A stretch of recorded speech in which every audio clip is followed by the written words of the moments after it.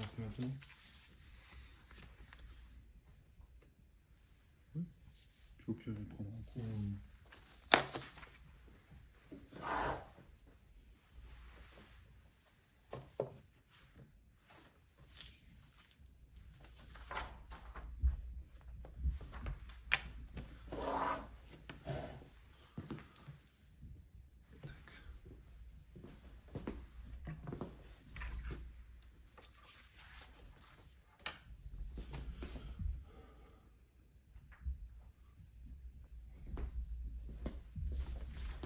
Bonjour à tous, je vous souhaite la bienvenue dans cette conférence organisée par l'association Entre Connaissances, qui est une association culturelle qui a pour but d'être une antre de la connaissance afin de diffuser du savoir, qu'il soit moderne ou traditionnel, et aussi de favoriser le vivre ensemble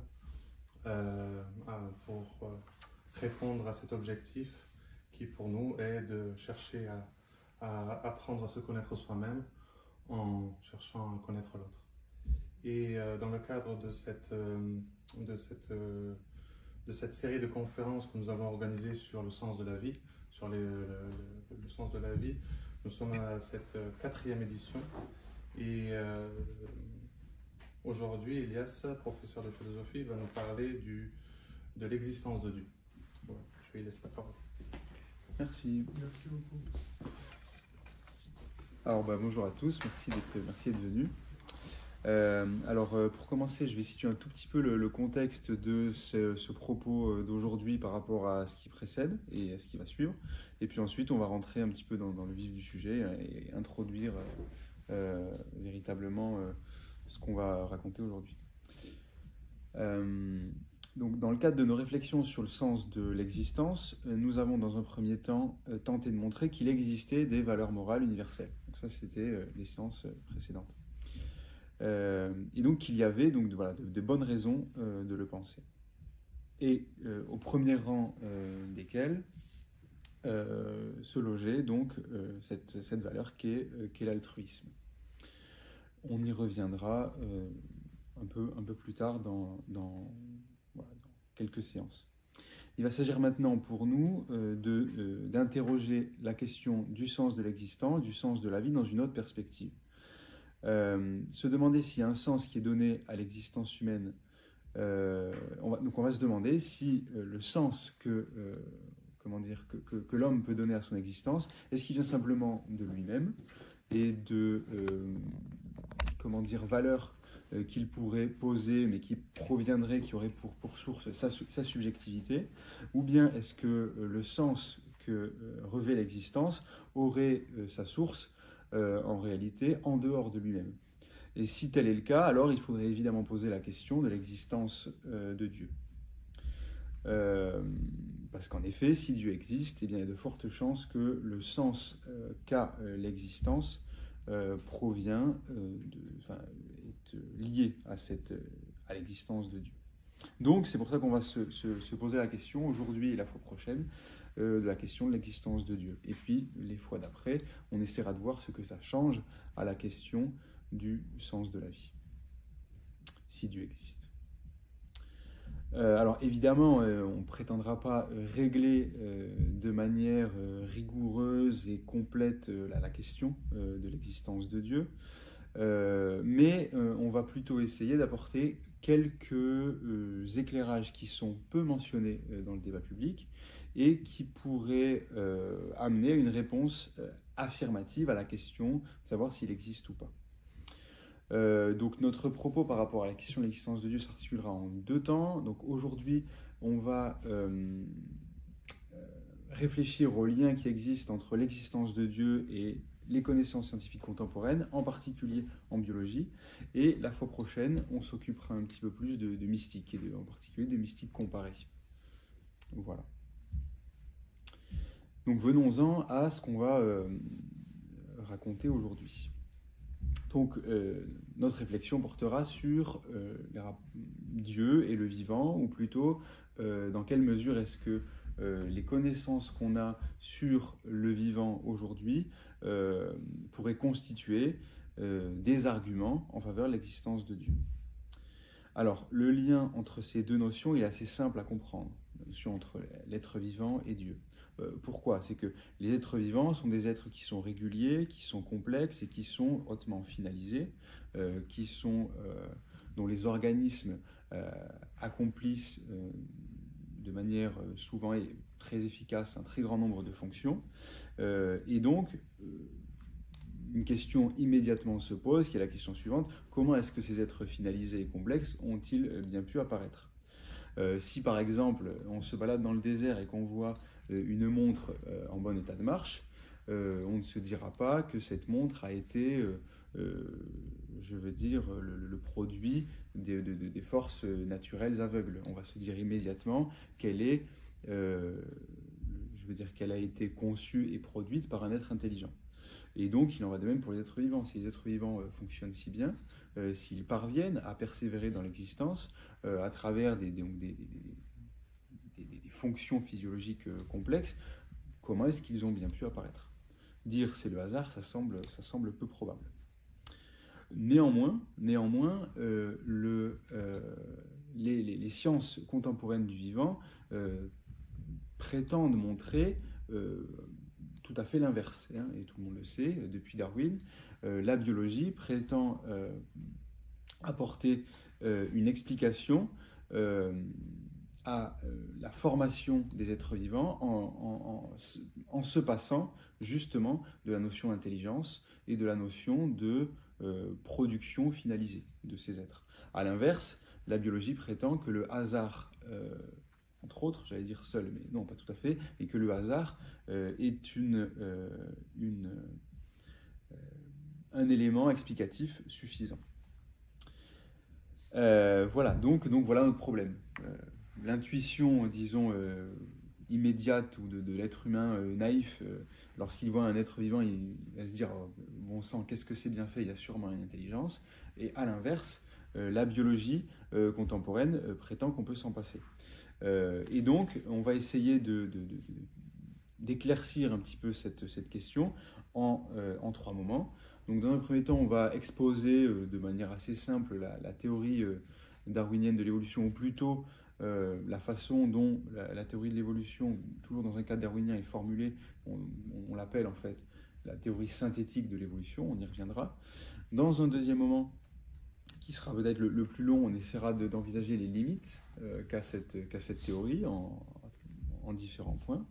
Et dans un troisième moment, qui sera assez bref, on essaiera d'apporter, d'esquisser des éléments de réponse pour corriger la conception du vivant que nous offre la théorie synthétique de l'évolution. Alors, je précise qu'on pourrait, pour réfléchir à la question, au rapport entre Dieu et le vivant, s'interroger pas simplement sur des questions de phylogénèse, c'est-à-dire sur réfléchir à la façon dont les espèces sont apparues au cours de l'évolution. On pourrait aussi réfléchir à partir de considérations qui touchent à l'ontogénèse, c'est-à-dire à la formation d'un être vivant en particulier, d'un individu vivant, à partir d'une cellule œuf jusqu'à l'organisme adulte. On pourrait aussi, plus simplement, réfléchir à des questions de physiologie, c'est-à-dire se demander si le fonctionnement de l'être vivant lui-même ne laisse pas la place à l'intervention d'une intelligence voilà, au niveau de son fonctionnement même. Mais on n'abordera pas ces considérations, même si elles sont de l'ordre du possible, hein, quand on s'interroge sur les liens qui existent entre les êtres vivants et le divin. Soit dit en passant, il y a des philosophes qui l'ont fait, qui ont essayé de manière précise de réfléchir à ces liens qui touchent à la physiologie, à l'ontogénèse, aux liens qu'on peut faire entre ontologie, ontogénèse et la question de Dieu. On pensera par exemple à Raymond Bruyère, dont on parlera peut-être une autre fois. Mais donc voilà, là ce qui va nous occuper, c'est vraiment l'histoire du vivant, c'est vraiment la façon dont les êtres vivants sont apparus au cours de l'histoire de la vie. Voilà. Et là, donc vraiment des questions de phylogénèse, et donc c'est vraiment l'objet de la théorie darwinienne. Donc c'est pour ça que il va y avoir une discussion entre, pour le dire très grossièrement, Darwin et l'hypothèse de l'intervention de l'intelligence. précision aussi qui a son importance, c'est que c'est pas parce qu'on arrive à affirmer que il est nécessaire de supposer l'intervention et l'intelligence qu'on a prouvé l'existence de Dieu. Hein. Que ce soit clair, ce serait pas du tout rigoureux que de dire ça, parce que si Dieu est en effet une intelligence, un être qui est créateur et intelligent, ça suffit pas à définir le divin. Il y a au moins 3 autres caractéristiques que sont l'omniscience, la toute-puissance et l'infinie bonté. Et donc si on dit qu'il y a bel et bien une intelligence qui est, comment dire, on doit supposer l'existence d'une intelligence pour comprendre l'évolution du vivant, on n'est toujours pas arrivé à l'idée comment dire, on n'a toujours pas démontré ou voilà, justifié de manière rigoureuse que Dieu existe. D'accord ? Parce que cette intelligence pourrait très bien être pas toute puissante, ou pas infiniment bonne, ou bien pas omnisciente. D'accord ? Bien. Alors, donc voilà pour un petit peu situer le cadre de notre discussion d'aujourd'hui. Alors, donc petite présentation de la façon dont la biologie actuelle conçoit l'évolution. La théorie darwinienne, donc, qui est élaborée donc, par Charles Darwin au 19e, repose sur 2 principes fondamentaux.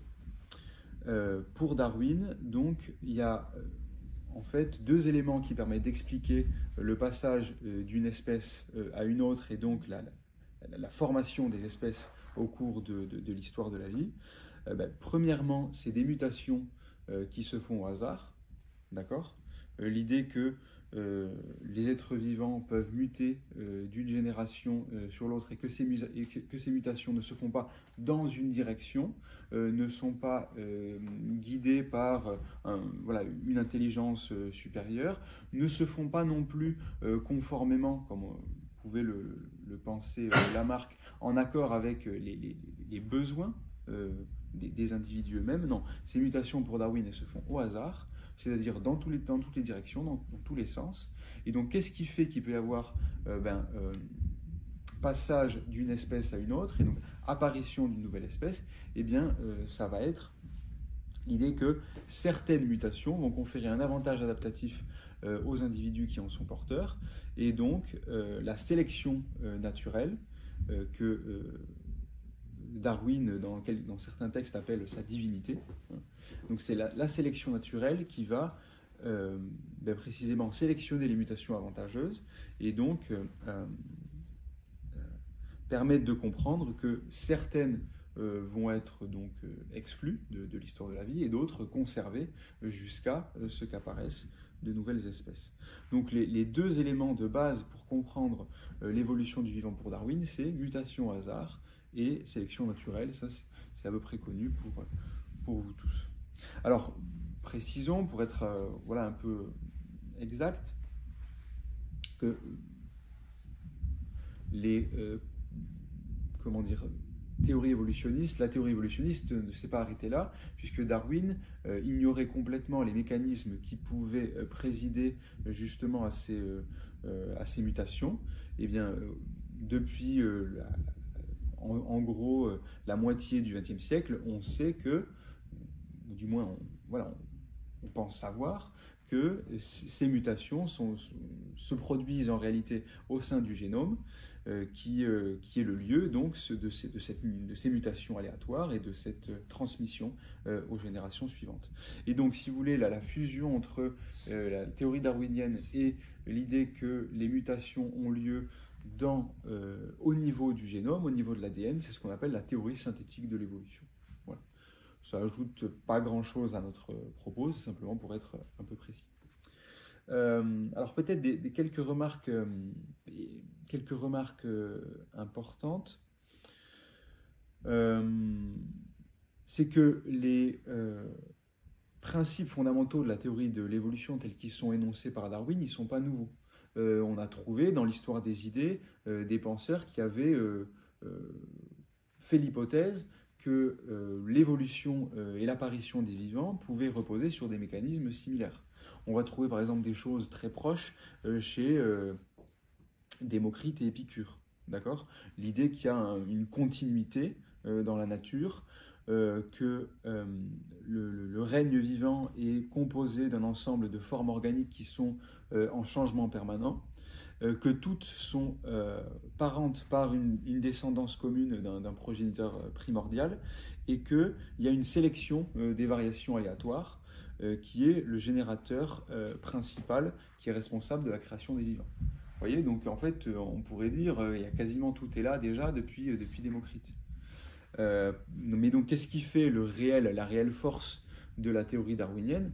C'est que il a réussi à ancrer ces idées-là dans des observations extrêmement précises, voilà, sur un terrain qui a été celui qu'il a pu qui a été occasionné par son voyage à bord du Beagle. Et notamment donc, à partir de ces observations sur les pinsons. Voilà, donc ça c'était le premier point. Disons, les idées en fait, fondamentales de Darwin, elles ne sont pas vraiment nouvelles. Ce qui va être vraiment son apport, c'est qu'il va réussir à les faire coller à un certain nombre d'observations précises. Et enfin, deuxième remarque, c'est que souvent on parle de la théorie de l'évolution pour parler en fait de la théorie darwinienne de l'évolution, mais en fait, bon, ça vous le savez probablement, il y a d'autres biologistes qui ont proposé comment dire, d'autres conceptions de l'évolution. D'accord? Donc ça, un certain nombre d'entre vous le savez. Donc il y a par exemple un célèbre biologiste français qui s'appelle Lamarck, qui, lui, en son temps, avait aussi proposé une théorie de l'évolution, mais simplement qui ne reposait pas sur les mêmes mécanismes.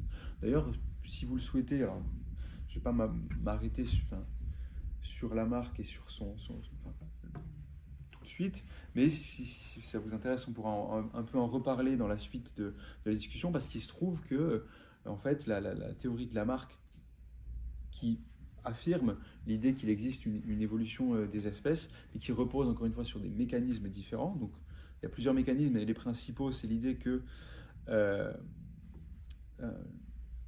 je veux dire, donc, deuxième loi de Lamarck, l'idée que la production d'un nouvel organe dans un corps animal résulte d'un nouveau besoin survenu qui continue de se faire sentir et d'un nouveau mouvement que ce besoin fait naître et entretient. C'est-à-dire qu'en gros, les modifications dans les corps sont liées aux besoins de ce corps, de cet individu. Et deuxième principe fondamental de la théorie de Lamarck, c'est que les caractéristiques qu'on a acquises au cours de notre existence peuvent se transmettre.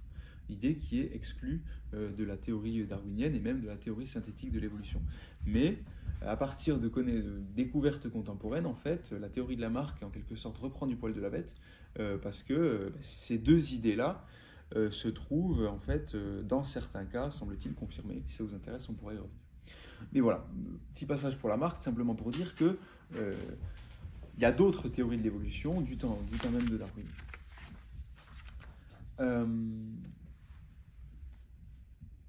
Voilà. Et à l'heure actuelle, il y a d'autres théories donc, qui sont plus contemporaines cette fois, théories de l'évolution qui sont proposées, avec l'idée que l'évolution ne s'explique pas seulement par des mutations au hasard et par la sélection naturelle, mais qu'elle s'explique aussi par la présence de contraintes internes qui se situent au sein des organismes vivants et qui font que ces deux éléments que sont les mutations au hasard et la sélection naturelle ne suffisent pas pour expliquer l'évolution des vivants. En gros, tout un tas de théoriciens de l'évolution disent que l'évolution des vivants est en fait fortement canalisée dans certaines directions, qu'elle ne part pas en fait dans tous les sens, dans toutes les directions, à cause justement de ces contraintes internes. Voilà, bon, voilà, ça c'est simplement pour dire qu'il y a d'autres théories de l'évolution, on ne va pas trop développer ce point. Voilà. Les seuls en fait qui sont opposés à la question de l'évolution, à la réalité de l'évolution, ce sont les créationnistes, qui considèrent que les espèces donc qu'il n'y a pas d'ancêtre commun à tous les êtres vivants, mais que les espèces sont créées en fait de manière séparée. Voilà. Et donc il y a en gros deux versions au créationnisme. Les créationnistes dits de la Terre vieille, c'est-à-dire qui considèrent que les données de la géologie en fait sont valides, et les créationnistes donc de la Terre jeune, qui considèrent que la Terre a maximum 10 000 ans, voilà, et qui sont l'écrasante majorité des créationnistes. Voilà, alors ces conceptions-là, on ne va pas s'y arrêter parce qu'elles semblent complètement, je veux dire, réfutées par les connaissances qu'on a en paléontologie. Bien. Et donc on va en venir maintenant à notre deuxième moment, après avoir exposé brièvement donc, la théorie darwinienne. Alors j'aurais aimé, mais ça aurait été peut-être un peu long, donner quelques exemples malgré tout pour montrer que la théorie darwinienne permet d'expliquer, la théorie synthétique de l'évolution devrais-je dire, permet d'expliquer plein de choses. Voilà, parce que c'est une théorie qui est puissante pour expliquer plein de phénomènes. Voilà, vous avez peut-être déjà entendu parler de la mutation des papillons dans les zones industrielles, enfin, vous savez en Angleterre avec des papillons, les papillons blancs, les papillons noirs. Il se trouve que les papillons noirs en fait ont un avantage adaptatif à être noirs dans des régions où en fait la suie, je veux dire, recouvre toutes les façades des bâtiments, etc. Bon, ben voilà, là par exemple, darwiniennement parlant, ça marche très bien d'expliquer ce genre de phénomène. Il y en a des tas d'autres. Et alors, on pourrait se dire, voilà, qu'est-ce qui cloche avec la théorie darwinienne de l'évolution, plutôt la théorie synthétique de l'évolution. C'est ce qu'on va voir. C'est ce qu'on va voir dans notre deuxième moment, qu'on va commencer là tout de suite, et qui va occuper la majeure partie de notre propos. Et voilà, c'est j'imagine, pour ça que vous êtes venus. Et donc là on y va. Alors, il y a en gros, et bon, je ne vais pas les lister, enfin on verra au fur et à mesure. Il y en a que je ne vais pas mentionner pour des questions de temps. Mais donc, premier hic, hein, on pourrait dire, à la théorie darwinienne, premier problème de taille, c'est le problème suivant, c'est que les archives fossiles, telles qu'elles sont, telles que leur structure est constatée par les paléontologues, n'est pas conforme à ce que prédit la théorie de Darwin. Okay, donc il y a un gros problème au niveau des archives fossiles. Alors, quel est ce problème? Si vous voulez, Darwin fait l'hypothèse prétend que les êtres vivants, donc j'aurais dû peut-être l'ajouter en présentant sa théorie, c'est pas simplement que les mutations se font au hasard, c'est que du coup elles se font de manière extrêmement graduelle. C'est une accumulation de petites mutations au hasard qui vont dans le même sens, dans une même direction, qui permet d'expliquer le passage d'une espèce à une autre. Et par exemple, l'apparition d'un nouvel organe, etc., ou d'une nouvelle fonction dans un organisme. Mais du coup, ça suppose quoi de dire ça? Ça suppose qu'on devrait observer dans les archives fossiles des espèces qui apparaissent de manière extrêmement progressive et qui évoluent tout au long de leur existence. D'accord? Or, ce qu'on constate depuis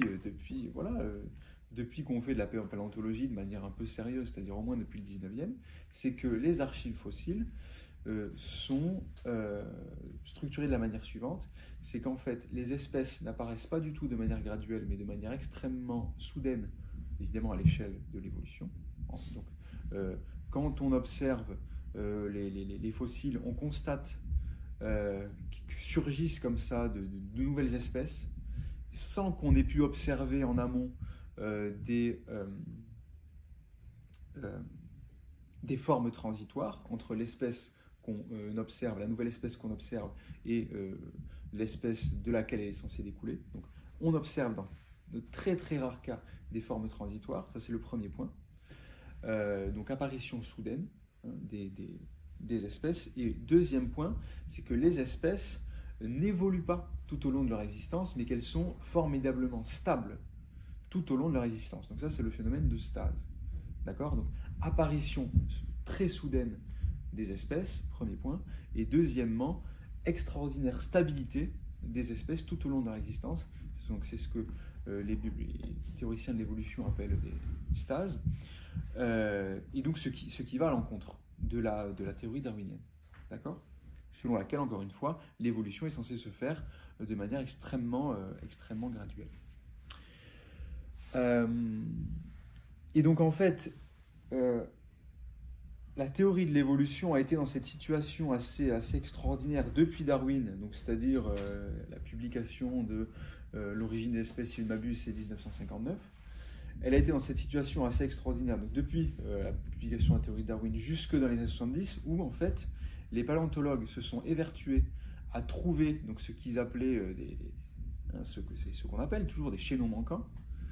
Ils se sont évertués à en trouver. Et en fait, avec l'espoir qu'il devait en exister, puisque forcément Darwin ne pouvait pas se tromper, d'accord, mais sans en trouver. C'est-à-dire que pendant un siècle, on a cherché un truc qui était censé confirmer la théorie de Darwin. Sans le trouver, on a continué à avoir l'espoir de le trouver. D'accord ? Jusqu'à... En gros, je vous fais l'histoire, je pourrais pas...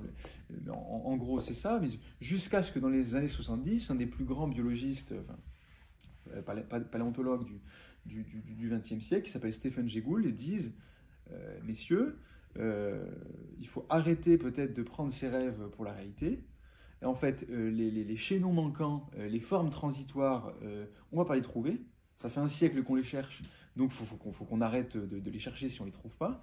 Et donc, acceptons que l'évolution est structurée de la manière suivante que je viens de vous exposer, c'est-à-dire apparition soudaine des espèces et stase tout au long de l'existence des espèces.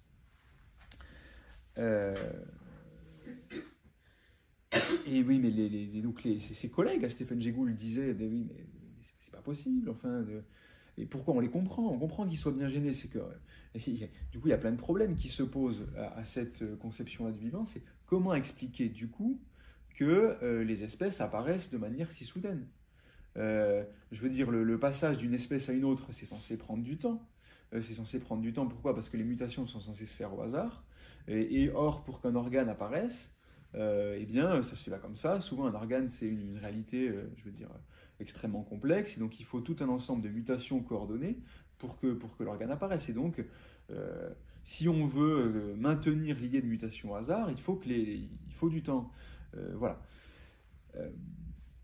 Donc voilà le problème en fait auquel doit faire face Stephen Jay Gould en proposant donc sa théorie qui prétend donc renouveler un petit peu la théorie de Darwin, sa théorie de l'équilibre ponctué. Donc l'équilibre ponctué, qui est la théorie dominante actuellement en théorie de l'évolution, mais c'est en fait on change à peu près rien à Darwin, sauf que on accepte le fait que les mutations, que le passage d'une espèce à une autre ne se fait pas de manière gradualiste, mais soudaine. Donc c'est ce qu'on appelle le saltationnisme. Il y a une opposition entre saltationniste et gradualiste. Donc c'est-à-dire on accepte le saltationnisme et on accepte aussi le fait que les espèces évoluent pas tout au long de leur existence. D'accord ? Évidemment, ça pose des problèmes. On va y revenir.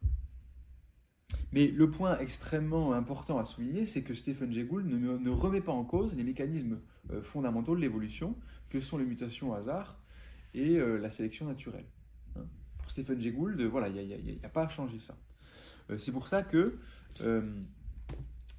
des biologistes qui sont restés, en dépit des évidences paléontologiques, qui sont restés gradualistes, comme le célèbre Richard Dawkins, prétendent, et à juste titre en fait, que l'apport de Stephen Jay Gould n'est pas en fait qu'il n'a pas révolutionné véritablement les conceptions que se fait la biologie de l'évolution. Il a raison, c'est-à-dire que puisqu'il ne touche pas aux mécanismes fondamentaux.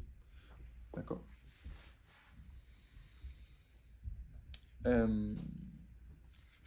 Bien, mais voilà, Jay Gould dit, le changement donc, qui fait qu'on passe d'une espèce à une autre se produit sur un trop petit nombre d'individus et sur un intervalle de temps trop court pour que l'évolution, d'une certaine manière, ait été prise sur le vif. Autrement dit, ce passage graduel d'un individu à une autre pour passer d'une espèce à une autre, il existe bel et bien pour Stephen Jay Gould. Hein. Il y a bel et bien enchaînement de petites mutations au hasard, mais ça se fait sur un temps très court, et donc les individus, les chaînons manquants n'ont pas pu être conservés dans les archives fossiles, c'est pour ça qu'on ne les trouve pas. Voilà. La théorie de Jay Gould ne repose pas sur l'existence de macromutations, c'est-à-dire sur l'idée qu'il pourrait y avoir comme ça, d'un seul coup, une mutation énorme qui apparaît, comme par exemple une mutation qui pourrait permettre à un organe entier de voir le jour comme ça, d'un coup. D'accord ? La théorie de Jay Gould ne repose pas là-dessus. Mais forcément, parce que ça semble extrêmement improbable. D'accord ? Voilà. Est-ce que, à ce stade, on est bon ? Ça va ? Le raisonnement est clair ? Ouais. Voilà. Mais donc, forcément, on peut se poser des questions. D'accord ? On peut se poser des questions. D'accord, Stephen Jay Gould, il a l'honnêteté de prendre acte de la structure des archives fossiles. Mais alors, comment est-ce qu'il peut raisonnablement expliquer, en maintenant l'idée que les mutations se font au hasard, comment est-ce qu'il peut raisonnablement rendre compte du passage d'une espèce à une autre ? Puisque, encore une fois, pour passer d'une espèce à une autre, ça suppose un nombre important de mutations qui se produisent en même temps et qui sont coordonnées, les unes avec les autres. D'accord ? Et bien voilà. C'est là que, bien sûr, on va commencer à... Oui. Quand tu dis en même temps, tu veux dire en même temps sur un temps... Alors non, je vais donner des exemples, du coup, un tout petit peu après. Des exemples de transformations importantes qui supposent des mutations coordonnées, on va y venir. Par exemple, le passage à la bipédie. On va y venir.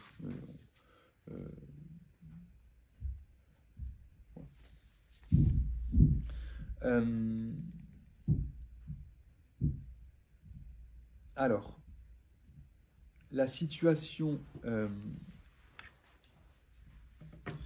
alors ça peut-être que je le...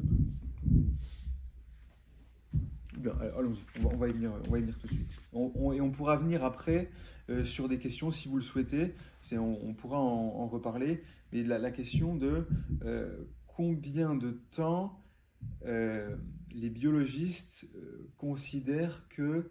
de combien de temps, en fait, le vivant a disposé pour évoluer tel qu'il a évolué. Et donc ça pose on pourra rentrer dans des considérations un petit peu concrètes et quantifiées au niveau des contraintes temporelles, voilà, si vous le souhaitez, dans les questions. Mais donc, voilà. En lien, évidemment, avec ce qu'on vient de dire, les biologistes ont du mal à rendre compte, du coup, de ce qu'on appelle la macroévolution. En histoire du vivant, il y a en gros, quand on étudie l'évolution du vivant, il y a en gros deux types d'évolution, la microévolution et la macroévolution. La microévolution, c'est ce qui va toucher, par exemple, voilà, à des caractères superficiels dans l'organisme, par exemple, la couleur du pelage d'un animal, ou la couleur des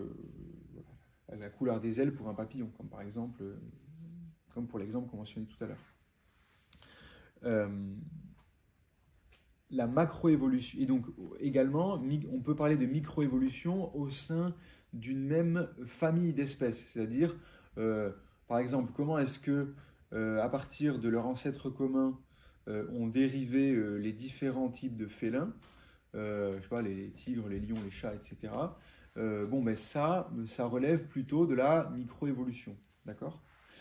Par contre, quand on cherche à comprendre comment est-ce qu'on passe d'un type d'espèce à un autre, eh bien là, c'est là qu'on rentre dans les questions de macroévolution. Et donc, globalement, que la théorie darwinienne permette d'expliquer la microévolution, voilà, c'est plutôt admis. Par contre, là où le bas blesse, c'est au niveau de la macroévolution. Et donc, on va prendre deux exemples. celui, pour commencer, de la bipédie. Alors, on pense que la bipédie est apparue entre un ancêtre commun, un ancêtre qui était commun à l'Australopithèque et aux chimpanzés, et qui a fait que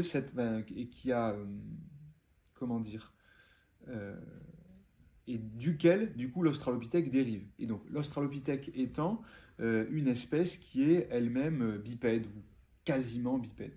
D'accord ? Et donc, toute la question, ça va être de savoir comment est-ce qu'à partir d'un ancêtre commun à l'Australopithèque et au chimpanzé a pu apparaître l'Australopithèque, étant entendu que cet ancêtre commun n'était pas bipède et que l'Australopithèque lui-même est bipède.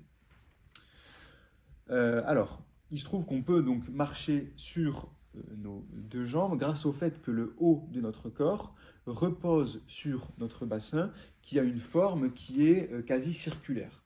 D'accord ? Et il en est presque de même pour les Australopithèques qui eux-mêmes sont donc quasiment bipèdes et qui ont un bassin qui est quasiment circulaire.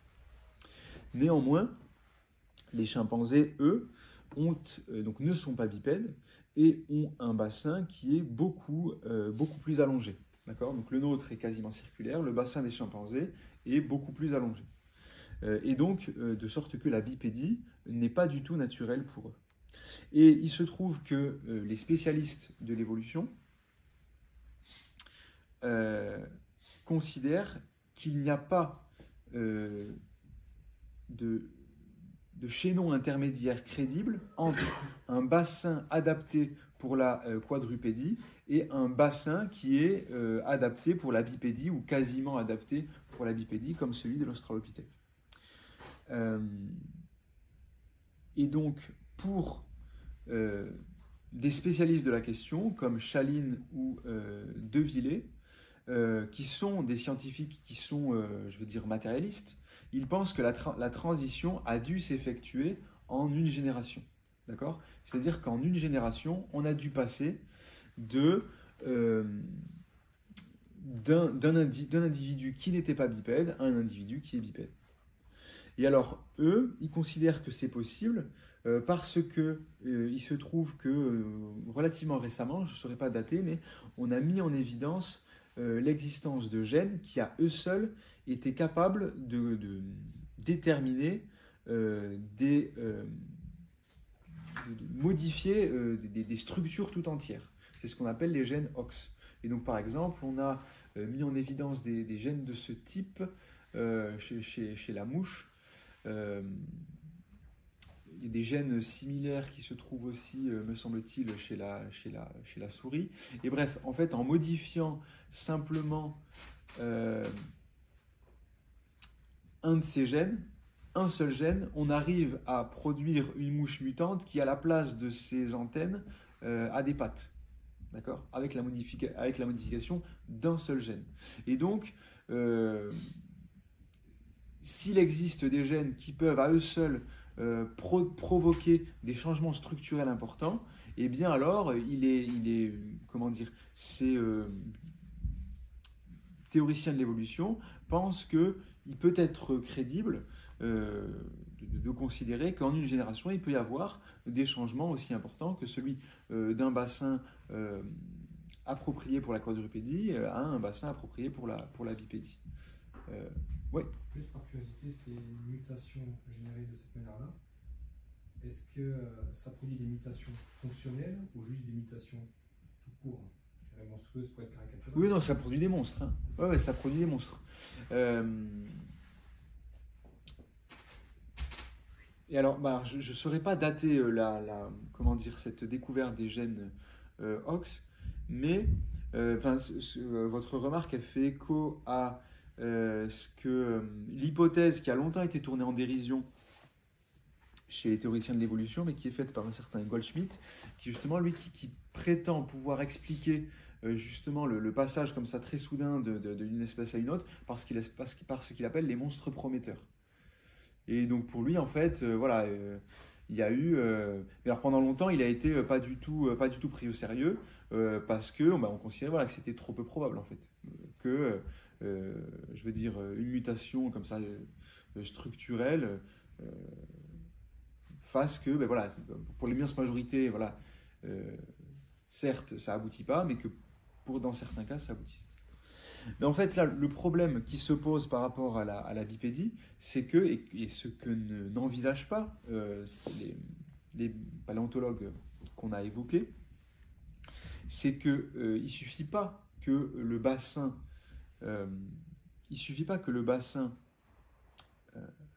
devienne apte à la bipédie pour qu'elle soit viable. Il faut que d'autres mutations se produisent de manière coordonnée pour que la bipédie soit possible. Et donc, une de ces autres mutations coordonnées, c'est l'apparition qui doit être du coup simultanée de modifications au niveau de l'oreille interne. C'est-à-dire qu'on a l'oreille interne, donc c'est ce qui régule c'est ce qui nous permet de tenir en fait en équilibre. Et donc il faut, pour qu'on puisse passer d'une position quadrupède à laquelle on est à l'aise à une position bipède dans laquelle on est à l'aise, il faut qu'il y ait des mutations aussi au niveau de notre perception de notre propre équilibre. Et donc il faut, pour que l'hypothèse d'un passage de la bipédie de la quadrupédie à la bipédie soit crédible, il faut qu'il y ait eu des mutations coordonnées de au moins de ces deux éléments-là, de l'anatomie, bassin et oreille interne. Ce qui est très peu probable. Et comment dire, et il est évident que ça n'a pas pu se produire de manière gradualiste, parce que s'il y a eu modification de l'oreille interne sans qu'il y ait eu modification du bassin, et bien évidemment, ça confère un désavantage à l'individu. Et à l'inverse, s'il y a modification du bassin sans modification de l'oreille interne, ça confère là aussi un désavantage à l'individu. Voilà. Donc je ne sais pas si je réponds à votre question par rapport à ces mutations simultanées ou coordonnées. À la question de tout à l'heure. Oui, c'est la question des échelles de temps. Enfin, de quelle sorte d'échelle de temps est-ce que tu parlais quand tu parlais de simultanéité? Oui, ben voilà. Ben là, en fait, il a fallu que ça se passe en une génération. Enfin, comment dire, pour un seul individu en même temps. Pourquoi? Parce que l'évolution de l'un, comme je viens de dire, l'évolution du bassin produit un désavantage si elle n'est pas accompagnée d'évolution de l'oreille interne, et c'est pareil pour l'oreille interne. Enfin,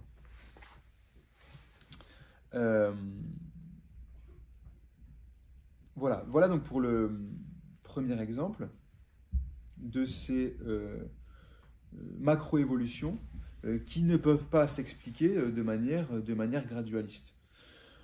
On peut donner un autre exemple, et en fait il y en a plein hein, qui sont recensés par les auteurs qui sont critiques vis-à-vis de la théorie de l'évolution. Mais donc un autre exemple, c'est celui de l'apparition des chauves-souris. D'accord? Donc les chauves-souris, c'est des mammifères, et donc la question se pose de savoir comment est-ce qu'à partir d'un ancêtre commun qui était lui-même un mammifère, d'un ancêtre de la chauve-souris qui était lui-même un mammifère, a pu apparaître la chauve-souris. Eh bien, alors l'hypothèse communément avancée, c'est que les doigts de ce mammifère en question, donc, qui est le Galeopithecus, donc c'est un petit mammifère qui avait la capacité qui a la capacité de planer, c'est-à-dire qui a en étendant ses pattes, il y a une membrane qui relie son corps à ses pattes, et donc qui fait qu'il peut planer. Et donc l'hypothèse communément admise pour essayer d'expliquer l'apparition des chauves-souris, c'est de dire que c'est l'évolution de ce mammifère-là qui a permis la chauve-souris. Alors, évidemment, ça ne suffit pas parce que pour expliquer l'apparition de la chauve-souris, là c'est juste à expliquer l'apparition de mammifères qui volent. Parce qu'après, il faudrait évidemment expliquer les colocations, etc. Mais déjà, des mammifères qui volent, c'est l'hypothèse qui est retenue. Mais donc, on va voir qu'elle pose des problèmes. Donc, l'idée, c'est que les doigts donc, de ce mammifère se sont allongés pour devenir une membrane qui permet le vol. Donc vous voyez, donc, ce mammifère a des petites pattes, et l'idée c'est que les doigts, ces doigts se sont allongés de manière extrêmement importante, et qu'il y a eu formation de membrane qui permet à cet animal de voler. Mais quel est le problème ? Quel est le problème que ne voit pas ceux qui proposent cette hypothèse ? C'est que le problème, c'est qu'il va perdre l'usage de ses pattes bien avant de pouvoir voler. D'accord ? Imaginez donc un petit mammifère dont les doigts grandissent, jusqu'à ce qu'à bout d'un moment, il y a des membranes qui apparaissent pour expliquer le vol. Oui, mais le problème, c'est qu'avant que le vol soit possible, si ces doigts ont grandi, bon, il y a un moment, en fait, et pendant longtemps, où ses pattes ne vont plus lui être utiles, et où il ne peut pas encore voler. Et donc, en fait, là, on aurait donc, si cette hypothèse pour expliquer l'apparition du vol chez les mammifères est juste, on aurait donc un problème, c'est que du coup, il y a une caractéristique qui a été sélectionnée pendant un long moment, mais qui s'avère pas simplement inutile, mais nuisible, parce qu'il perd l'usage de ses pattes. Donc, c'est pas possible. Okay ? Et donc, voilà, à ce jour, il n'y a pas d'autre explication pour essayer d'envisager l'apparition des chauves-souris. Mais voilà, dans certains manuels de biologie, il y en a qui disent, voilà, alors très probablement, ça va être ça. Okay ? Et qui ne voient pas cette objection toute simple. Ok ?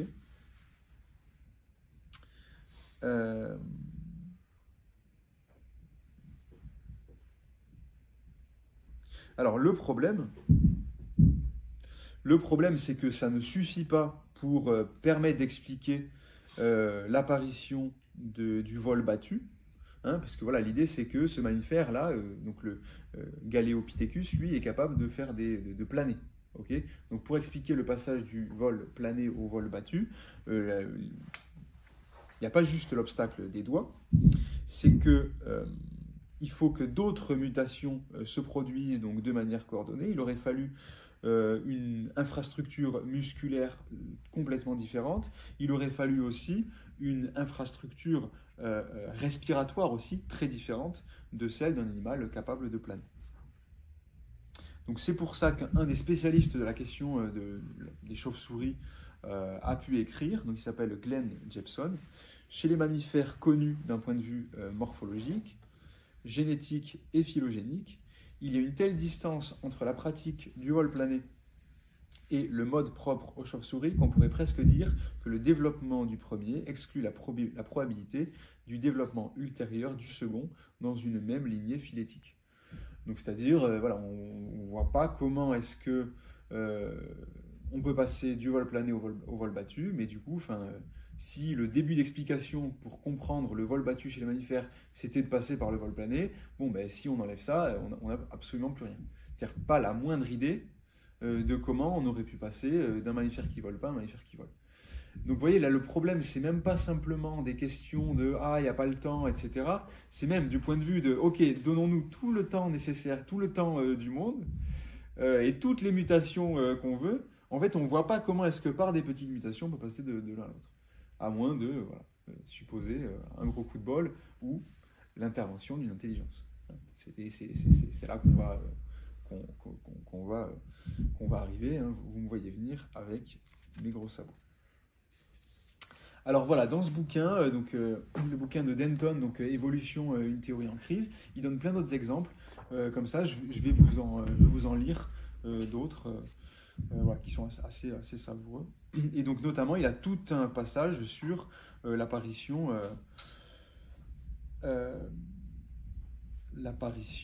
du vol chez les oiseaux.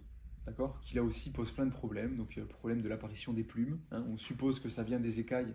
En fait, là aussi, ça pose plein de problèmes que décrit Denton. Et aussi apparition des oiseaux d'une manière générale, parce qu'en fait, il se trouve que les oiseaux ont un système respiratoire complètement unique chez les vertébrés. Et donc, on ne voit pas comment est-ce que, à partir du système respiratoire qui est le nôtre, on a pu se passer au système respiratoire des oiseaux.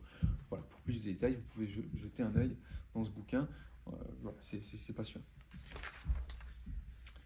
Bien, alors voilà. Donc là, le premier point pour montrer que l'idée qu'il y a mutations hasard qui sont sélectionnées en lien avec leur, voilà, en raison de leur avantage adaptatif, pose problème au niveau des macromutations, comme on vient de le voir. Mais ce n'est pas tout. Ce n'est pas tout. On peut dire aussi qu'il y a des mutations en fait, ou des caractéristiques chez certains êtres vivants qui sont apparues, alors qui ne sont pas forcément des macromutations, hein, mais qui sont apparues alors qu'on n'en voit absolument pas l'utilité. D'accord ? Il y a certaines caractéristiques qui sont présentes chez les vivants dont on ne voit absolument pas à quoi elles servent et qui pourtant, dans certains cas, sont extrêmement, extrêmement précises. D'accord ? Alors,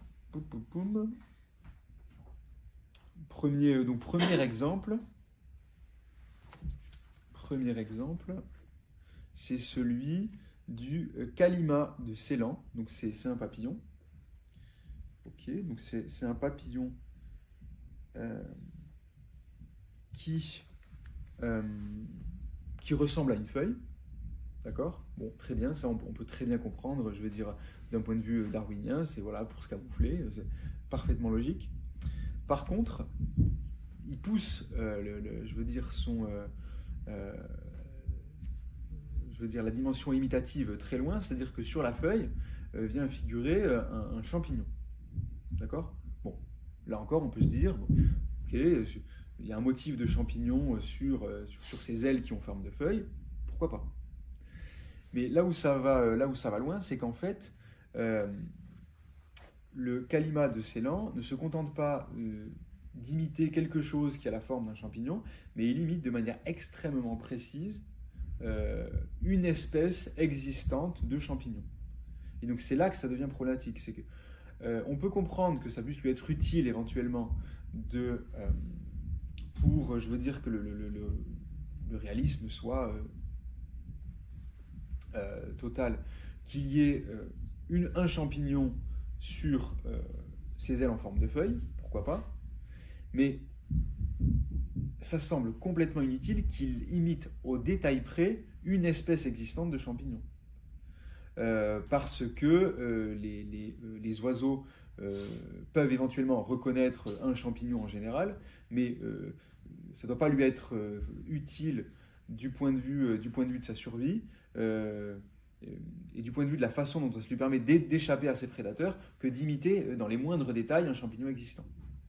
D'accord ? Et donc c'est là que ça pose problème d'un point de vue darwinien. On pourrait comprendre à la limite qu'il imite en gros un champignon, mais de manière extrêmement précise un champignon existant, on ne voit pas du tout à quoi ça peut lui servir, et donc du coup la question c'est pourquoi est-ce que ça a été sélectionné.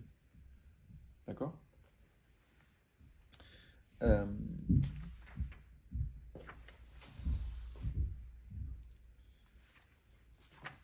voilà pour le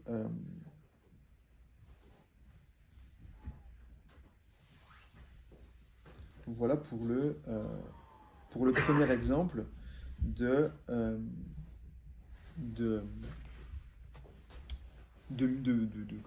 caractère qui semble complètement inutile. Ensuite, il y a d'autres exemples.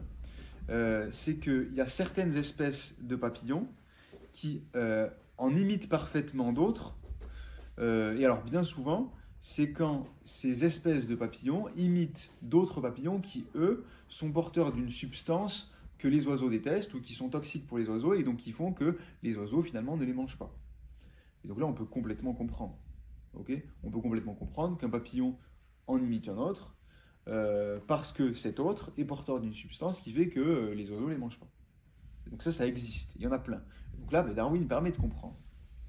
Le problème, c'est qu'il y a d'autres phénomènes d'imitation qui semblent complètement gratuits. C'est-à-dire qu'il y a des papillons qui imitent, mais à s'y méprendre de manière extrêmement précise, d'autres papillons, lesquels ne sont pas du tout, pas mieux adaptés qu'eux pour survivre. Lesquels, ne font pas plus fuir les oiseaux qu'eux.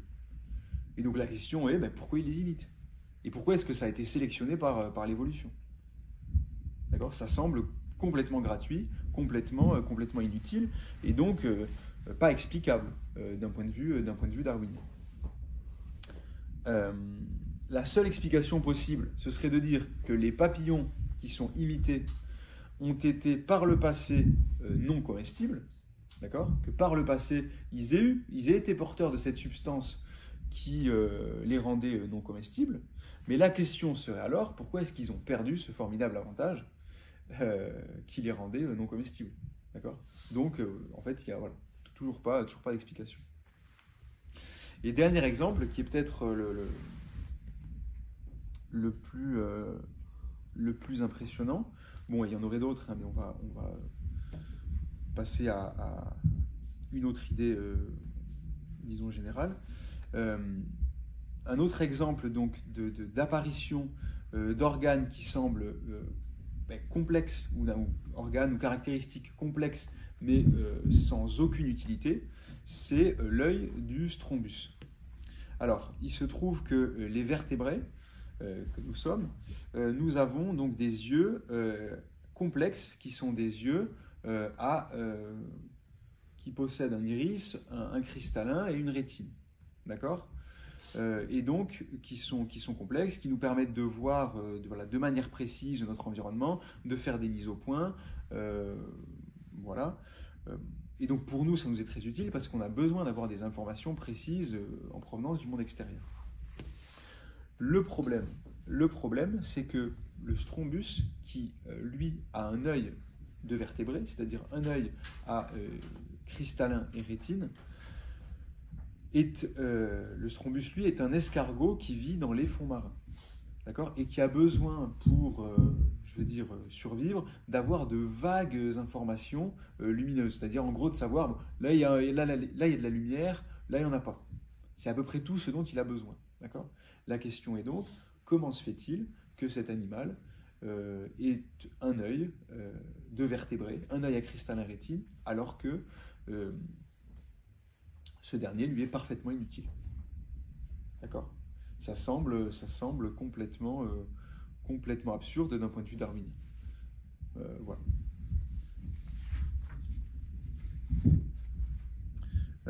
Donc voilà pour des exemples d'évolution, de caractéristiques qui sont apparues au cours de l'évolution et que la théorie de Darwin ne peut absolument pas expliquer. Donc soit on l'a vu, donc des cas, des exemples de macroévolution, donc qui permettent d'expliquer le passage d'une espèce à une autre, soit des évolutions qui sont complexes et qui n'ont aucune utilité. D'accord. Et donc du coup, si ça ne peut pas être expliqué en raison des mécanismes darwiniens donc, qui sont le hasard, mutation hasard et la sélection naturelle, ben on est obligé de supposer l'intervention, donc là encore, d'une forme d'intelligence. Alors un autre argument important pour comprendre, avoir une idée des critiques qui peuvent être opposées à la théorie darwinienne, c'est la question des convergences évolutives. Et donc là encore, on va donner un certain nombre d'exemples. Je ne vais pas les donner tous parce que il y en a plein. Mais voilà.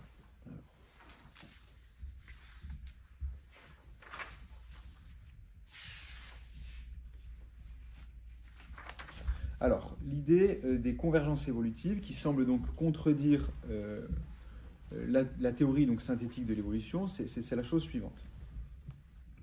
Quelle est l'idée ? Et donc elle est en particulier mise en avant par un grand paléontologue qui s'appelle Simon Conway-Morris et donc qui enseigne à Cambridge et qui est donc un des meilleurs spécialistes de la paléontologie actuellement. Et il a écrit un livre donc, qui s'appelle Life's Solution, dans lesquels, en fait, et c'est peut-être la thèse centrale de son livre, dans lesquels il dit, et on va essayer d'illustrer ce point, les routes de l'évolution sont nombreuses, mais les destinations sont limitées. C'est-à-dire que finalement, les solutions que les organismes vivants trouvent pour être adaptés à leur milieu, c'est-à-dire en fait les organes que le vivant va produire pour permettre aux individus d'être adaptés de manière optimale à leur milieu, eh bien en fait sont en nombre extrêmement limité. Voilà, c'est ça. C'est l'idée qu'il n'y a pas, si vous voulez, profusion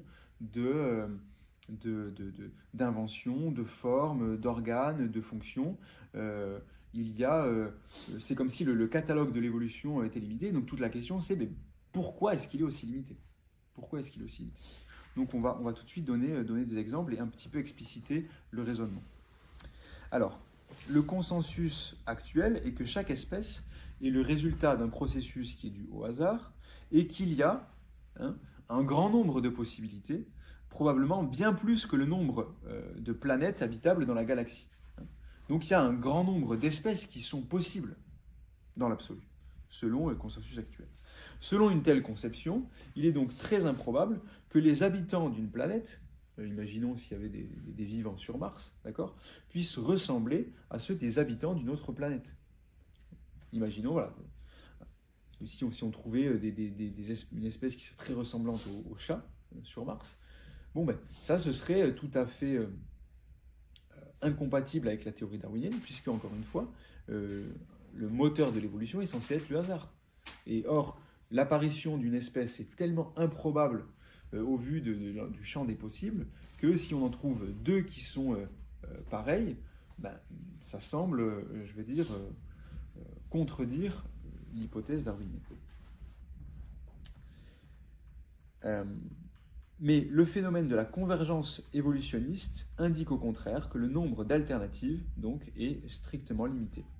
Alors là, on ne va pas le faire en s'appuyant sur des espèces, parce qu'il est faux de dire qu'il y a des espèces qui sont exactement identiques, mais pour le coup, on peut le faire en étudiant des organes. Et donc on peut se rendre compte qu'il y a des systèmes physiologiques, des organes qui remplissent des fonctions, qui apparaissent, si vous voulez, de manière complètement indépendante au cours de l'évolution. Et pourtant, ces systèmes sont extrêmement complexes. La probabilité qu'ils apparaissent une fois est infime, et pourtant ils apparaissent une fois, deux fois, voire plus. D'accord ? Et donc, on va voir un certain nombre d'exemples de ça.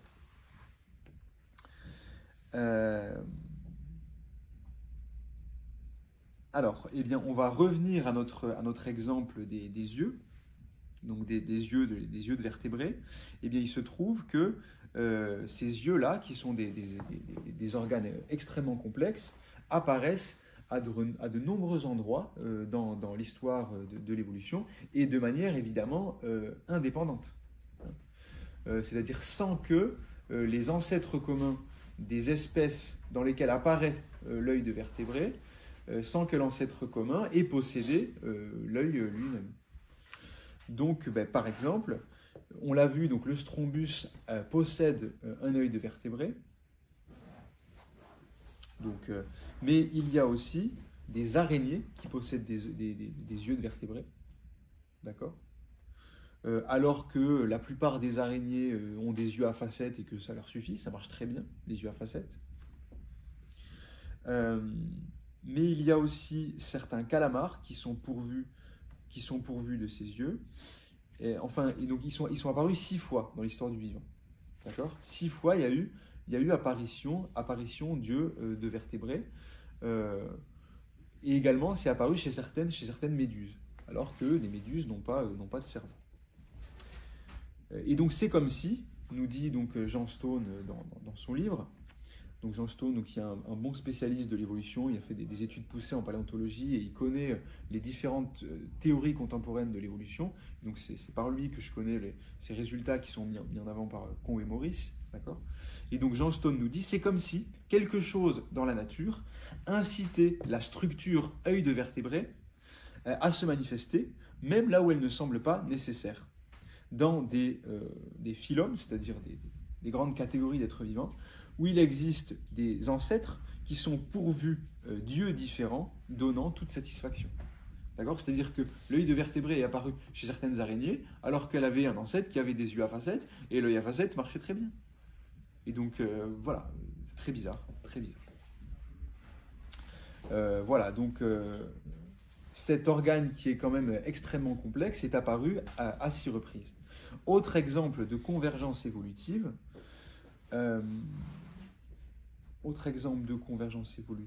qu'est-ce qu'on pourrait donner ?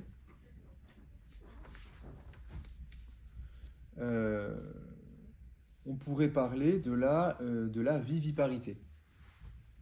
Alors, être mammifère, ça se caractérise essentiellement par 2 caractéristiques. C'est être vivipare, c'est-à-dire c'est le fait de mettre directement au monde ces petits, mais sans passer par la ponte d'œufs. Et c'est également le fait d'avoir le sang chaud. Et il se trouve que la viviparité est apparue au cours de l'histoire du vivant, c'est-à-dire le fait de mettre directement au monde ces petits, est apparue dans l'histoire du vivant des centaines de fois de manière séparée. Et donc, elle est apparue même chez des espèces qui,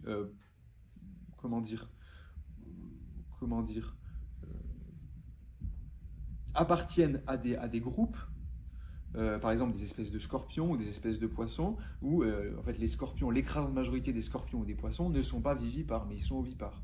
D'accord ? Mais il se trouve qu'il y a des poissons ovipares. Vivipares.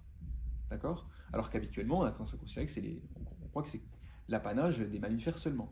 Il y a apparemment des scorpions vivipares. Il y a également, semble-t-il, des serpents vivipares, etc., etc. Donc voilà, très étrange qu'une même caractéristique qui est complexe, qui suppose des changements extrêmement importants, le passage de l'oviparité à la viviparité, soit apparu des centaines de fois. D'accord ? Donc là, pour la liste exhaustive, donc c'est ce que nous dit Conway Morris. Donc pour vous donner la liste complète, donc chez des amphibiens, il y a viviparité, chez certaines espèces de scorpions, de poissons, de serpents, de coléoptères et de pucerons. Voilà. Autre exemple de convergence évolutive, allons-y, donc l'écolocation. Okay ? Donc, comme vous le savez, c'est un système donc, qui est mobilisé par les chauves-souris pour se repérer. Alors, il se trouve que les cétacés ont des systèmes aussi d'écolocation, mais qui sont utilisés de manière très différente des chauves-souris. Mais il y a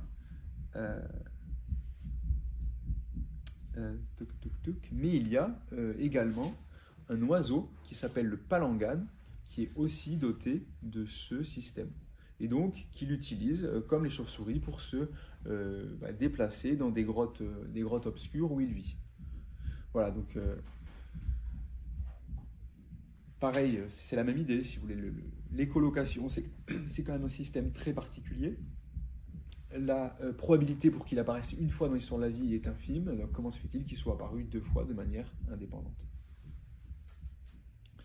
Voilà, bon, il y a d'autres exemples comme ça de convergence évolutive. Alors pour le fun, je vous en donne encore une ou deux. Il y a des protéines antigels.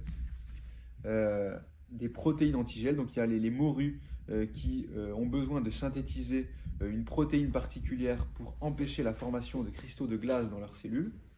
D'accord ? Et étant donné les eaux très froides où elles vivent, et bien, il se trouve que donc les morues vivent en Arctique. Il se trouve qu'en Antarctique, il y a un groupe de poissons qui utilisent ces mêmes protéines antigels. Voilà, c'est assez marrant. Il y a également, pour terminer, des convergences aussi au niveau du comportement. Alors, on a l'habitude de considérer que voilà, ce sont seulement les insectes qui vivent dans de très nombreuses colonies divisées en castes avec des individus qui effectuent des tâches spécifiques, des ouvriers, des soldats, etc. et qui sont groupés autour d'une seule reine autorisée à avoir une descendance. Ce mode de fonctionnement-là, on a l'habitude de considérer que c'est l'apanage des insectes. des insectes sociaux, donc fourmis, termites, abeilles, eh bien il se trouve qu'il y a d'autres espèces qui ont ce type de comportement, comme certains rats. D'accord? Donc des rats en Somalie qui ont été découverts dans les années 80, et une autre espèce avec le même comportement a été découverte en Namibie, c'est-à-dire avec voilà,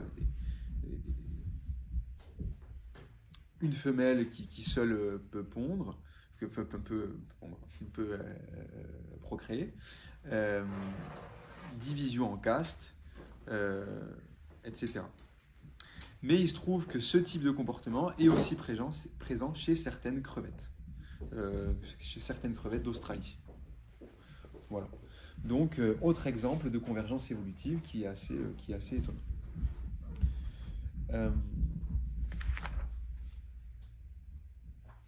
Ok, donc voilà pour les différents exemples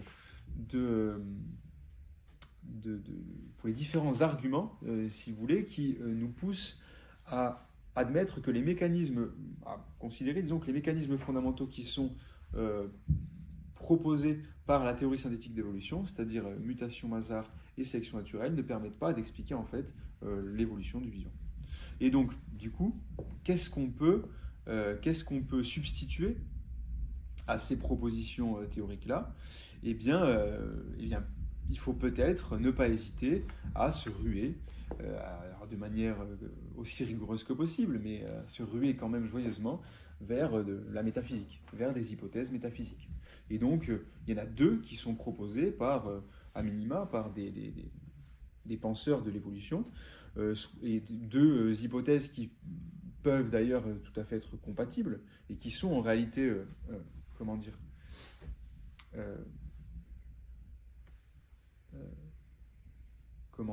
réunis dans le système métaphysique de Raymond Bruyère. Première idée, c'est l'idée qu'il existerait donc des formes, des formes un petit peu comme les formes platoniciennes, si vous voulez, des sortes de modèles à partir desquels sont produits les êtres vivants, et formes qui seraient en même temps aussi des attracteurs qui orienteraient l'évolution dans une certaine direction. Et on peut également faire l'hypothèse suivante, selon laquelle on doit admettre la présence et l'intervention d'une intelligence qui permettrait l'apparition de certaines formes ou de certaines caractéristiques des vivants, dès lors qu'on constate que ces dernières ne peuvent pas s'expliquer de manière gradualiste par des mutations au hasard, ni par la sélection naturelle. Donc voilà. Je vous remercie pour votre attention. Et voilà, s'il y a des questions, des demandes de précision, ou bien si vous voulez d'autres exemples sur certains points, on peut en proposer. Oui, j'ai oublié de vous lire quelques extraits de Denton, ça c'est assez croustillant, on pourra le faire quand il n'y aura plus de questions éventuellement.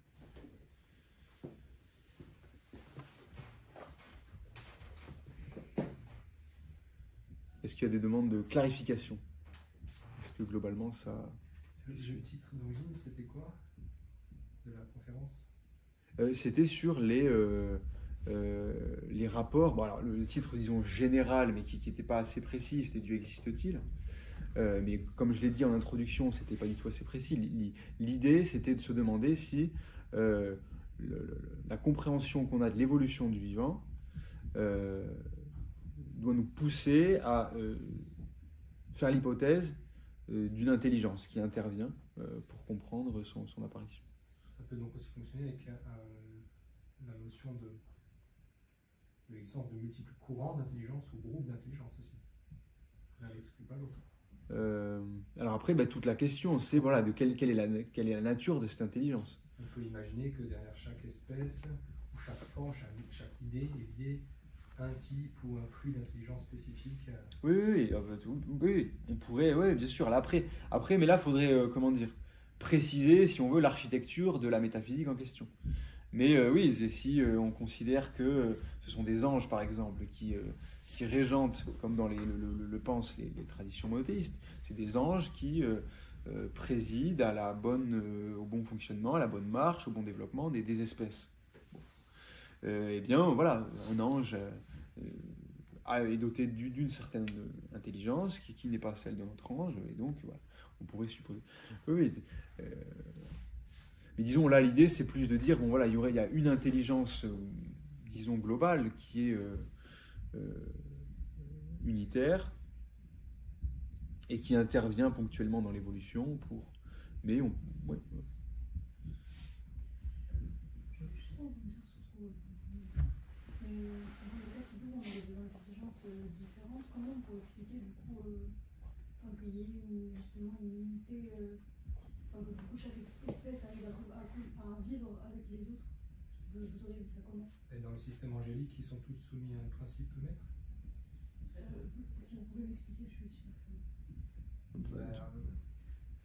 Ce serait l'idée, je développe des métaphysiques qui existent, l'idée qu'il y a un principe en effet unitotal intelligent, qui est la source d'où émane un principe vital, un principe structurel, etc., un principe substantiel, mais que dans le processus lui-même de génération et de formation des formes et jusqu'au vivant lui-même, ce ne soit pas le principe premier qui agisse, mais qu'il agisse par l'intermédiaire de formes intelligentes spécifiques et multiples qui sont ces artisans, on va dire. Et du coup là, on a la possibilité d'avoir des groupes intelligents spécifiés et spécifiques qui travaillent sur des courants et des formes différentes, vivantes ou non vivantes d'ailleurs, peu importe, tout en étant soumis à un plan commun qui est impulsé de plus haut, mais qui lui n'interagirait pas directement sur les individus, les espèces. Je ne sais pas si c'est clair.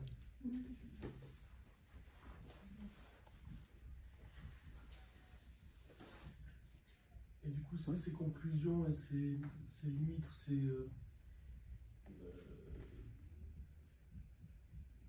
ces contradictions qui peuvent exister dans la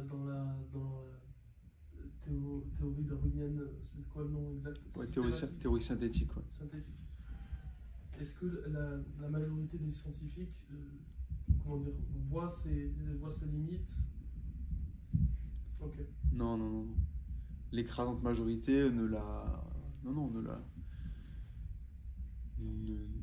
les voit pas. Mais parce qu'après, pour s'en rendre compte, disons, il faut aller les chercher. Et puis c'est pas leur travail de remettre en cause leurs propres présupposés qui pardonnent leur discipline. C'est pas leur travail, c'est quand même de chercher la vérité. C'est pas d'être les serviteurs d'un paradigme, du paradigme dans lequel ils évoluent. Alors après, on pourrait expliquer pour des raisons sociologiques le fait que oui, les communautés scientifiques, de manière générale, sont enfermées dans des paradigmes, qu'elles ont du mal à en sortir, etc. Disons, ils devraient essayer d'être ouverts à tous les faits, et donc à toutes les... Et c'est ce que font certains d'ailleurs, je veux dire... Kohn et Morris, c'est un grand scientifique. Denton aussi, c'est un scientifique très, très, très sérieux, qui publie dans Nature. Enfin, je veux dire, c'est pas des petits rigolos. Et il y en a des scientifiques qui, un petit peu fidèles à la théorie anarchiste de la connaissance de Feyerabend. Je ne sais pas si vous avez déjà entendu parler de ça, mais c'est hyper intéressant, c'est stimulant. Donc c'est un épistémologue, Feyerabend, qui dit que en fait on devrait absolument pas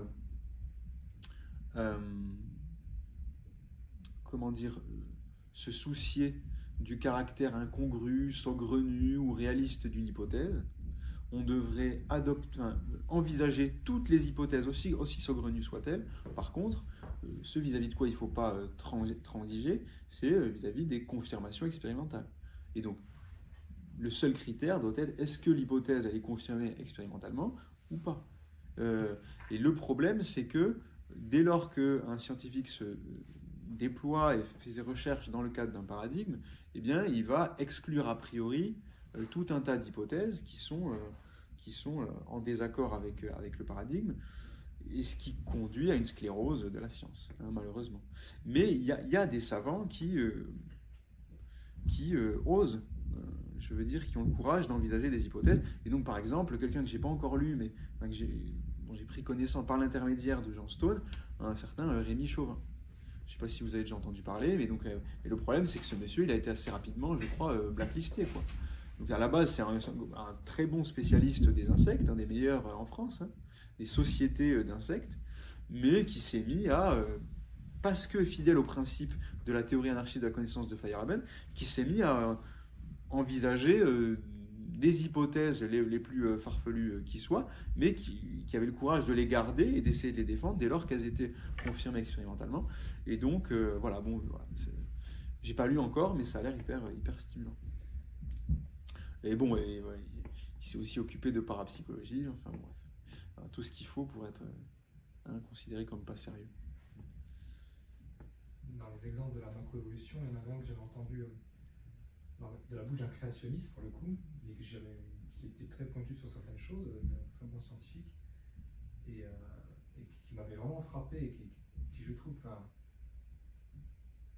comment on peut ne pas s'incliner face à ça? C'est le saut de la vie aquatique à la vie terrestre.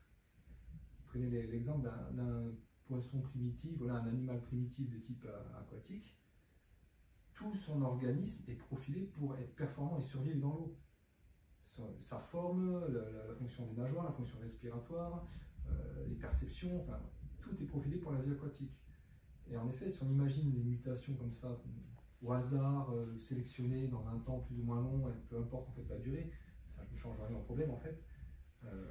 Il suffit qu'il y ait une mutation d'une nageoire qui devient une semi-pato-nageoire, on ne sait pas trop à quoi ça peut ressembler. Et en fait, dans l'instant même, l'organisme, là où il vit, n'est plus viable. Et donc la sélection naturelle se charge directement de l'éliminer et la transmission ne peut pas se faire. Et du coup, il faudrait qu'il y ait à la fois une mutation qui soit favorable à la fois à l'eau et à la terre. Et donc, c'est pas que la nageoire, parce que ça implique du coup un profil dynamique différent pour circuler, des perceptions, un équilibre aussi peut-être différent. Enfin, voilà, il y a tout un ensemble de critères. Il faut aussi que le mâle, si c'est une espèce sexuée, ait la même mutation, qui puisse se combiner, que la mutation machine. Enfin, c'était un ensemble en fait de. Enfin, juste ça en fait. Moi je trouve qu'on est obligé de s'incliner. Ça ne simplement pas. Mais disons, là, il faudrait voir ce qu'en disent les spécialistes du passage à la vie terrestre, quoi. Quelles hypothèses ils proposent. Mais ce qui est sûr, alors je ne connais pas cette question-là du passage vie aquatique, mais ce qui est sûr, c'est que dans plein de cas, il n'y a même pas voilà, l'esquisse d'une solution crédible. Dans plein de cas, les mecs disent on n'a aucune idée. Oui, plus l'absence de schéma manquant qui est systématique. Et quand j'ai eu ce genre de débat, souvent l'argument recours qui apparaissait en dernier lieu, ceux qui défendaient la posture évolutionniste, c'était oui, mais c'est pas si simple, ça se fait sur une échelle de temps très très longue. Alors, on peut y venir à cette question de l'échelle de temps. J'ai sabré ce passage, mais à mon avis, c'est très très important. Est-ce que vous avez une idée depuis quand il y a la vie sur Terre? Qui le sait? Non, mais je veux dire, selon les données, attention là, c'est pas une question piège, selon les données de la science contemporaine, je veux dire. Des millions d'années. Alors, l'âge de la Terre, c'est quoi à peu près? Comment? 13-14. Alors non, il me semble l'âge de la Terre, c'est autour de 5 milliards, n'est-ce pas? Milliards d'années. Et donc, c'est le Soleil, autour de 13-14, ouais, en gros 15. Et donc, les premières traces d'organismes vivants, 3,8 milliards d'années. D'accord? On pourrait se dire, ça va, il y a de la marge, non? Alors, où est le problème? C'est qu'en fait, non. Parce qu'en fait, de 3,8 à de moins 3,8 à moins, c'est quoi les chiffres? 540 à peu près. En fait, la vie a peu évolué et c'est peu diversifié. Et en fait, il y a l'immense majorité des êtres vivants ou même des types d'êtres vivants qu'on connaît aujourd'hui ne sont apparus qu'à partir de ce qu'on appelle l'explosion cambrienne, c'est-à-dire vers moins 540 millions d'années avant nous. Et donc, j'essaie de retrouver des données un peu précises là-dessus. Et ça, voilà, moi je l'ai appris là, en fait, en préparant ce propos. Et du coup, ça met en perspective largement le temps dont on dispose pour. Et vous allez voir, ça va même encore plus loin.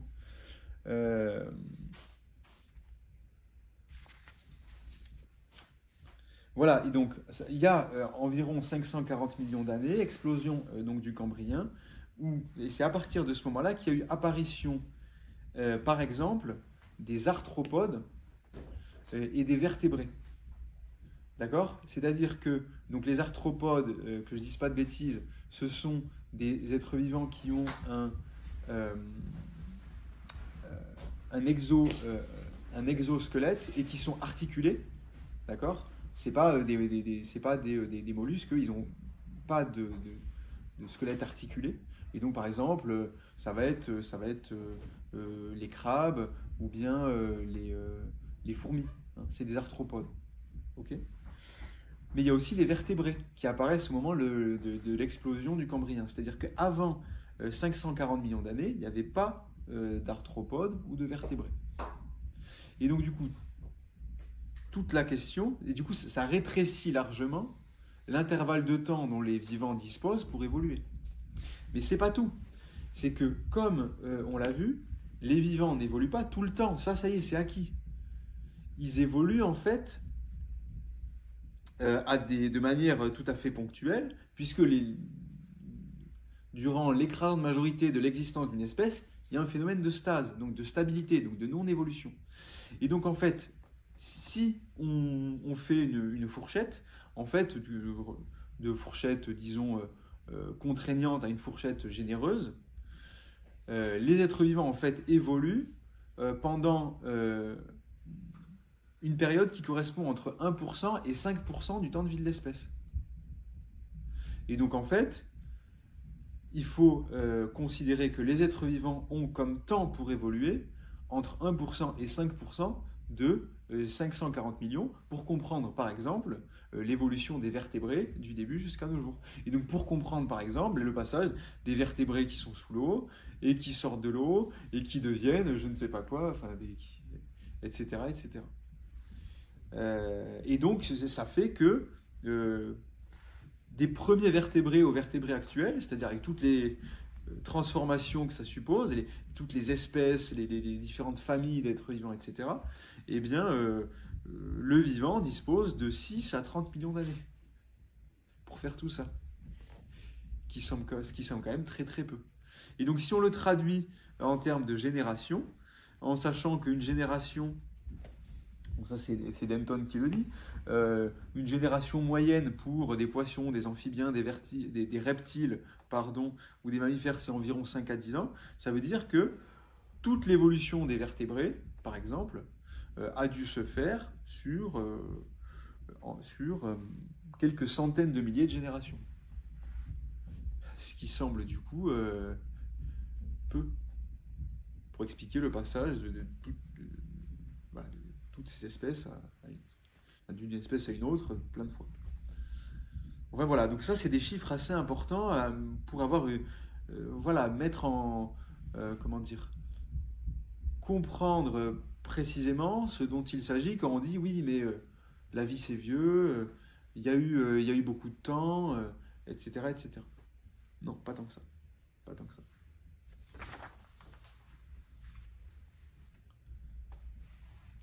Voilà, je ne sais pas s'il y a d'autres questions. Quand tu parles d'intelligence, comment tu le définirais? Parce que bon... Eh bien, voilà. Alors, intelligence, mais c'est-à-dire une instance qui est capable d'adapter des moyens à une fin. Et donc, dans le cas du vivant, de manière extrêmement précise. Et donc, par exemple, capable de produire un œil, de produire des ailes, en ce qui concerne la chauve-souris, en modifiant, du coup, la structure de l'ADN. Voilà, c'est vague, hein. Alors, évidemment, on pourrait après, et bon, là, faudrait, enfin, en tout cas, moi, personnellement, si je le faisais, peut-être que... Et bon, là, après, on rentre dans de la métaphysique. C'est-à-dire, si on veut préciser la nature, la structure de cette intelligence, là, on rentre dans de la métaphysique. Déjà, à mon avis, le résultat le plus intéressant, le plus important, c'est de considérer qu'on est obligé de penser qu'il y en a une. Après, essayer de penser sa nature précise, c'est aussi très intéressant, mais voilà, pour moi, c'est plus, disons, un peu plus secondaire. Mais là, on pourrait réfléchir aux propositions de Bruyère, par exemple, qui, lui, rentre de manière précise dans l'architecture métaphysique de cette... Et par exemple, il articule la question de l'intelligence à la question de l'existence des formes, qui elles-mêmes sont, on ne va pas rentrer dans le détail, mais qui sont elles-mêmes informées par des essences, qui sont éternelles, etc.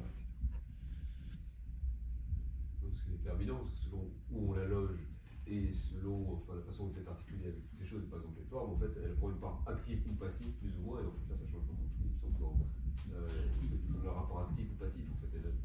Alors, disons, cette intelligence, elle est, déjà, comment dire, elle n'a pas de substrat biologique, que ce soit clair, c'est une réalité immatérielle, mais qui a la capacité d'intervenir de manière complètement inexplicable. Je ne prétends pas du tout expliquer qu'elle a les moyens d'intervenir sur la matière, de la modifier, de la mettre en forme. Mais enfin, c'est un autre sujet, mais la capacité qu'on a, nous, à être conscients, enfin, de doter de conscience, c'est-à-dire,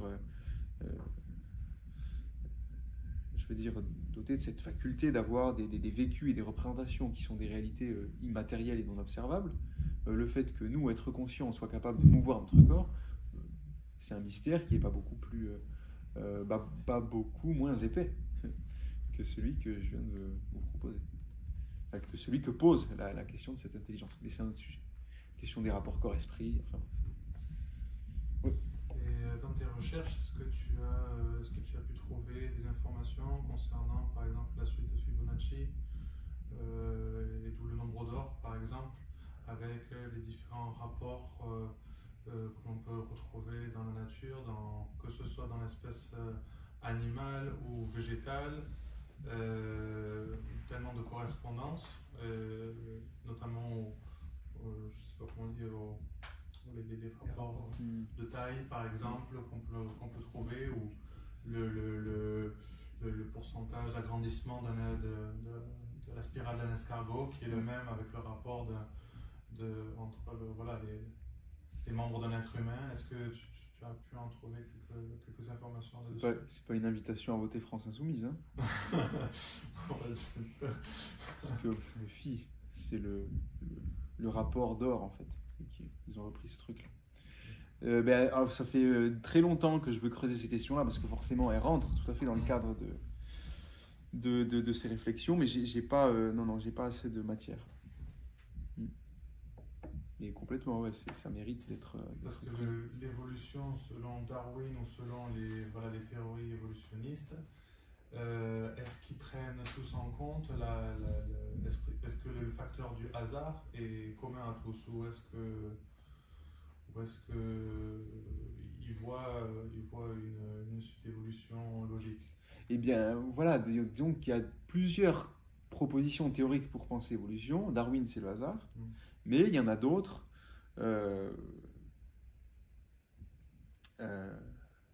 qui considèrent que le hasard n'occupe pas, la seule place, qu'il y a des contraintes internes. Alors, ces positions-là, je ne les connais pas bien, je ne pourrais pas bien développer, mais il y a des contraintes internes qui font que nécessairement le vivant doit se développer dans une direction déterminée. Il y a aussi Denton, lui, il va faire l'hypothèse de l'existence de formes. Je crois qu'on est Maurice aussi, en fait. L'hypothèse de formes éternelles qui informent la matière. Alors bon, pour qu'on est Maurice, pas sûr à 1000%. Mais, et donc là, du coup, c'est plus simplement le hasard. Les mutations, elles sont canalisées, elles sont orientées dans une direction particulière. Et pour le coup, Jean Stone, qui essaie de proposer un début d'hypothèse pour penser l'évolution, pour lui, voilà, elle est clairement orientée. Et pour lui, voilà, vers l'apparition de l'homme. Et la condition interne n'est pas forcément contradictoire avec une intelligence extérieure, d'ailleurs. Tout à fait. Parce que l'intelligence infuse des formes vivantes, et donc il peut y avoir aussi une direction interne donnée à l'intelligence interne de l'être vivant. Oui. Mais pour le coup, l'idée de contrainte interne n'est pas du tout incompatible non plus avec l'absence d'intelligence. Oui, ça pourrait être lié à des impulsions physiques, chimiques ou autres. Enfin, Oui, ou par exemple, je sais pas, moi, mais ça fait que repousser le problème, parce que pourquoi telle impulsion chimique se produirait comme ça et pas autrement? Ouais, non, ça explique pas tout du tout. Mais ouais, toutes ces questions de contraintes internes, je pourrais pas bien développer. Mais en fait, voilà, ça existe, c'est intéressant. Il y a tout un panel quoi, entre le darwinisme et l'idée d'une finalité à l'œuvre dans le vivant. Il y a tout un panel de positions qui sont voilà, assez intéressantes et nuancées.